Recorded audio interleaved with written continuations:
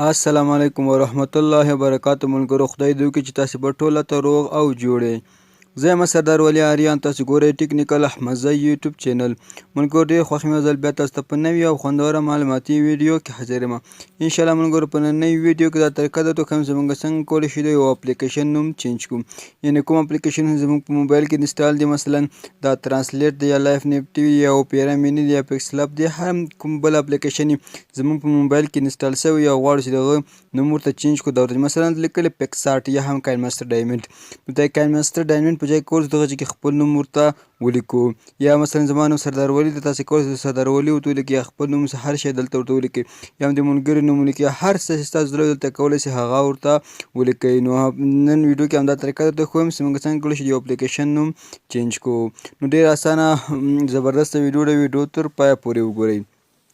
ملګرو که چېرته تاسو اول ځل زموږ ویډیوګانې ګورئ، زموږ ویډیوګانې خوښېږي، زموږ چینل سره سبسکرایب کړئ، خوا کې د بیل آیکن ووهئ، ویډیو سره لایک کړئ او ویډیو خامخا له خپلو ملګرو سره شیر کړئ. اوس ورځو د ویډیو طرف ویډیو شروع کړو چې موږ څنګه کولی شو د یو اپلیکیشن نوم چینج کړو. نو له موږ سره اوسېږئ.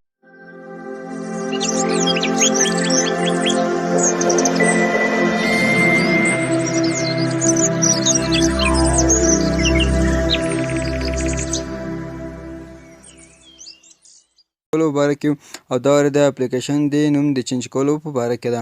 دا اپلیکیشن باید تاسو له ګوګل څخه ډاونلوډ کړئ. ملګرو بیا هم ته چې دا اپلیکیشن په پلی سټور کې نه ده موجود، کوم یو چې پلی سټور کې موجود هغه اے پی کې پریسر په نوم د ملګرو هغه صحیح کار نه کوي، خو طریقه یې بدله ده، طریقه یې یو څه پیچلې ده.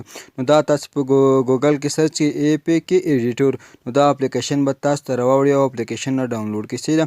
کله مو اپلیکیشن نه ډاونلوډ کړو نو اپلیکیشن به راخلاص کړئ. سلیکټ اے پی کې فایل دا هغه اپلیکیشن کوم زموږ په سیټ کې دی هغو کې کولی شو ایډیټ وکړو.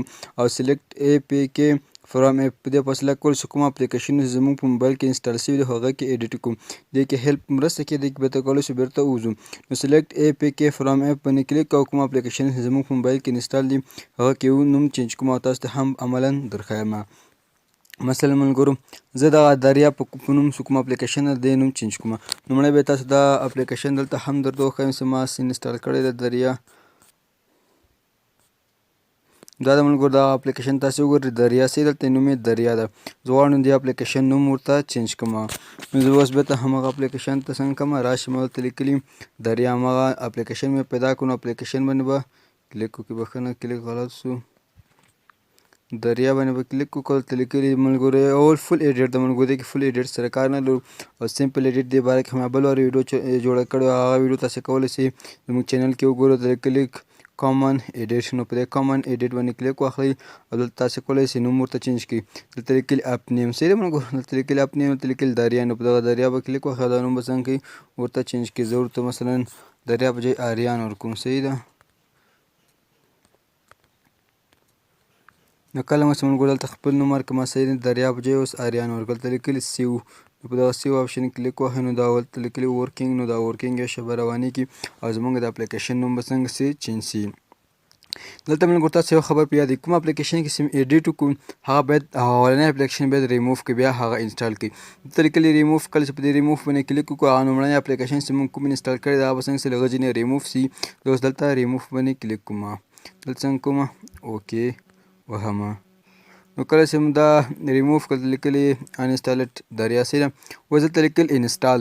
نو کله چې په دې باندې انسټال باندې کلیک وکړو نو هغه اپلیکیشن به څنګه سي اوس دا کوم چې موږ ایډیټ وکړو د آریان په نوم ته م راوړو هغه به څنګه سي اوس دلته راشي. زه به ورته ګورم دا څنګه کوم انسټال کړم. نو تاسې هم ملګرو پاس وګورئ څنګه سو، دلته لیکلي آریان. نو یوه شېبه انتظار کوو، ته مې لیکلي آریان سي نه همغه لوګو ده، انسټالینګ روان ده، لږ ورته انتظار کوو تر څو دا انسټالینګ پای ته ورسیږي. نو لږ به ورته انتظار وکړو.